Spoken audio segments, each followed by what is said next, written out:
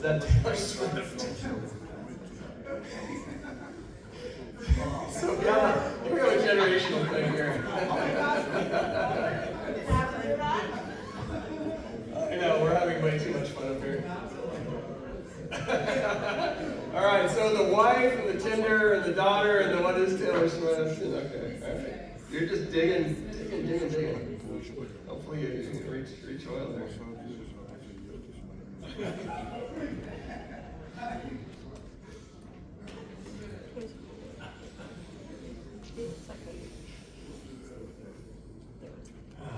And yeah, the whole diversity of judges is like the diversity of investors. And it's very funny because people will get advice and be like, oh, you know, I heard investors this. And I'm like, yeah. I mean, there are trends, but there are people way over there, and there are people way over there.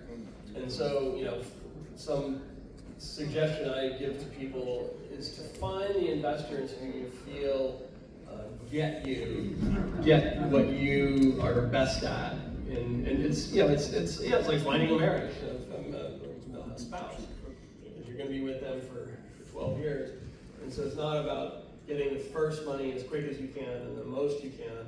It's about building that partnership. But yeah, so find folks in your sector. Are we ready? Ready? Okay. I wasn't doing it just to hear myself talk, just to be clear.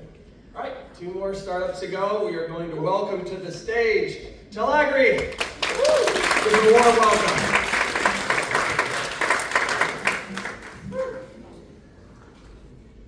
Hi. Agronomists are bridges between science and farmers because they take science and they make it actionable for the farmers. But in most parts of the world, agronomists are so scarce that the farmers end up producing 4, sometimes 5 times less harvest per hectare. With climate crisis making it even worse, there should be a way how we could ensure the food security. That's why we built a platform connecting farmers with consultants for online consultation, just by sending photos, videos, and analysis. And it worked so well that Nika and David, they increased their corn and cherry yield by 35 and 40% relatively, just by sending $30 per hectare. We also helped more than 1,000 farmers from 5 countries by connecting them with consultants from another 7. We generated $10,000 in revenue, but more importantly, we learned from both sides that they prefer subscription cooperation rather than one-time fee. We heard that, so in May we added subscription as a feature. So now we have 2 revenue streams, from one-time consultation and from subscription for the farmers. One-time consultation works as a great entry point, as farmers, 26% of the farmers who tried our platform once, they moved to annual consultation. They came for 1 question, they stayed for 1 year. But we also learned that scaling 1 farmer at a time might be challenging. That's why we're putting these channels into an action. Some of them are already working great. For example, we contracted Food and Agricultural Organization, and we will deliver our solution for 10,000 customers, for 10,000 their beneficiaries in next 2 agricultural seasons. We also contracted one of the biggest banks of Georgia, and they will deliver our solution to 3,000 customers starting from next agricultural season, and one of the associations with 1,200 members on it. Our plan is to reach 80,000 subscription farmers by 2025, generating $200 million in revenue. And this 200 doesn't include the revenue from data, but the data about diseases, about production, about soil are super important to those value chain actors in the sector. There's only 1 competitor so far, only located in Canada, and they act more like as a forum, not as a marketplace. Our team has an experience of over 10 years working on international projects in Georgia, hands-on experience in Georgia, Armenia, and Azerbaijan. As we scale, we gather a lot of user-generated data that will allow us to automate 90% of consultations, to build the most powerful AI in the sector, and also decrease the cost for farmers, also helping increase the amount of our users. We're looking for 1.5 million. It will allow us to complete our customer acquisition testing. It will allow us to triple the amount of agronomists and hire our AI team. Thank you.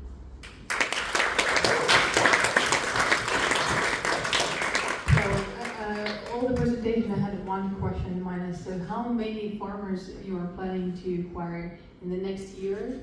And how many farmers exist right now? And is there any minimum, like if I have I don't know, a small plan, of 1 acre, I don't know, is it like enough for me?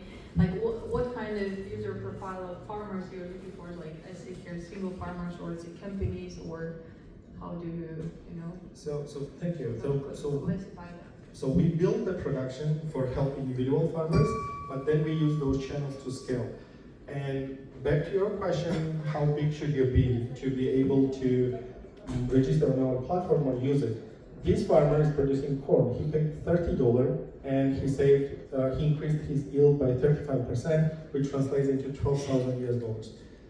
So it makes sense for basically any size of the farmer, otherwise you're doing it in your yard, to get a subscription, because it could take you to a very significant increase in yield. Right now, our farmers vary from 8 acres to 42. I'm just translating that from hectares to acres.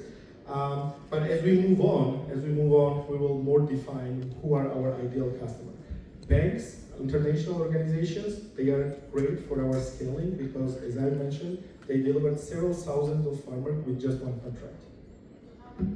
Right now we have 37 subscription farmers who pay $200 per month, and that's the figure we want to increase up to 1,000 farmers for the next year. I have a question, basically, when it comes to, if I understand correctly, the platforms, basically that you're really connecting the farmers with the consultants, agronomists, right? Correct. And really the idea here is basically that if you have some diseases or something like that, they're helping you identify it and so on. Hence, churn here is going to be really big usually. So what really motivates the farmer to stay if basically they have one consultation, I changed the fertilizer or something in the soil, I'm done. Also there is the aspect of seasonality. A lot of those diseases are actually based seasons. So why do I stay the entire year if this specific disease is only for this season and I know that? As a farmer, they already know this. First of all, there's so many problems that farmers are facing day to day. But generally, what we are planning to do is we want to build a platform that helps farmers mitigate the risk. When you have a disease, it might be already too late. You already lost X amount of your income. While when you have a consultant who describes what you need to do for the entire year and follows with you, because this prescription doesn't work in agriculture. There's a rain for 2 weeks. You cannot apply. You go back to consultant and you say, what should I do? So it's more like you have a roadmap or strategic kind of action plan that you also follow up with the farmer. Absolutely. Farmer gets prescription at the beginning of the year, and with consultant they follow together. And sometimes problems show up out of nowhere, and especially climate crisis is doing that. That new problem, new disease showed up, farmer has no idea how to cope with.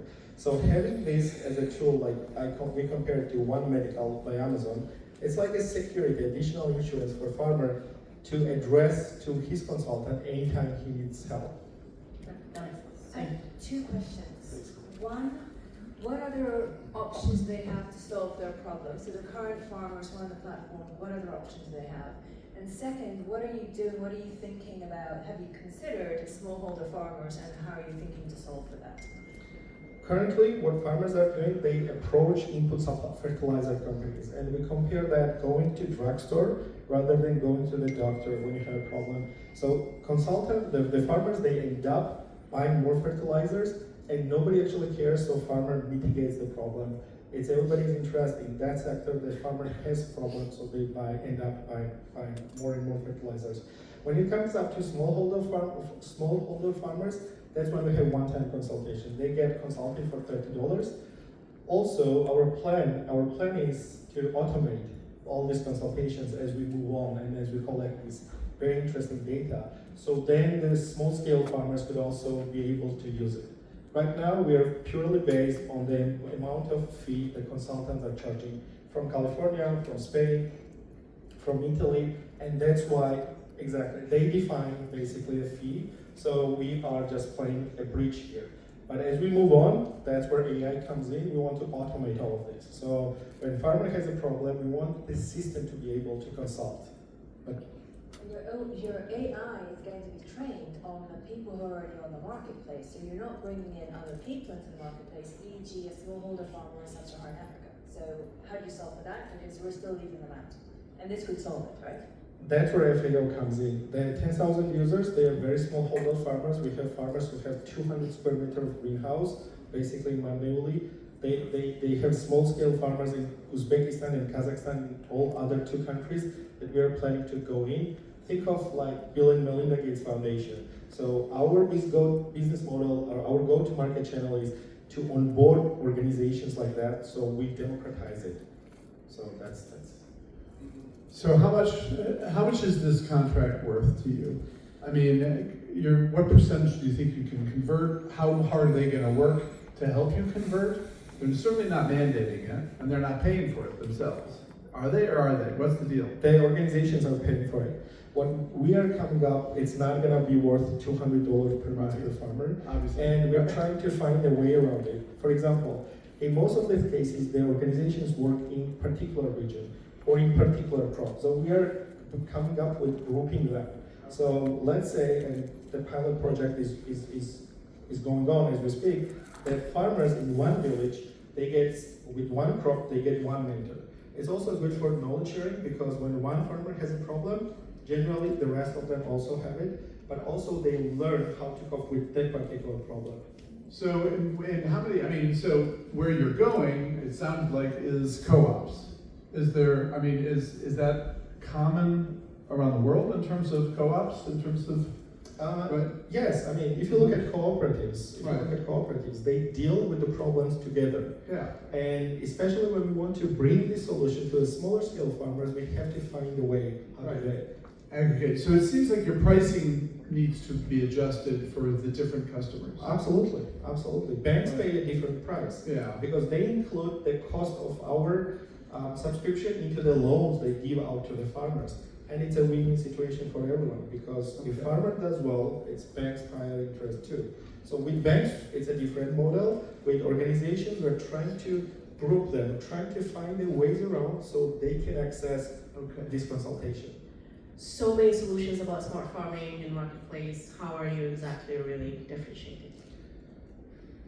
The first and there's a big answer to that, but most importantly, it's so much different when farmer is working with a human on next part of the phone rather than an AI or any kind of other smart solutions. And also, no matter what kind of smart solutions you have, is it a gadget, is it a drone, is it a satellite, somebody has to interpret that. And interpreting is the key, because otherwise it's just a data. And farmers are really farmers find it very difficult to read the NVIDIA indexes, to read what their sensors are saying. And that's where we come in and help those connect them with agronomists. Thanks. Thank you.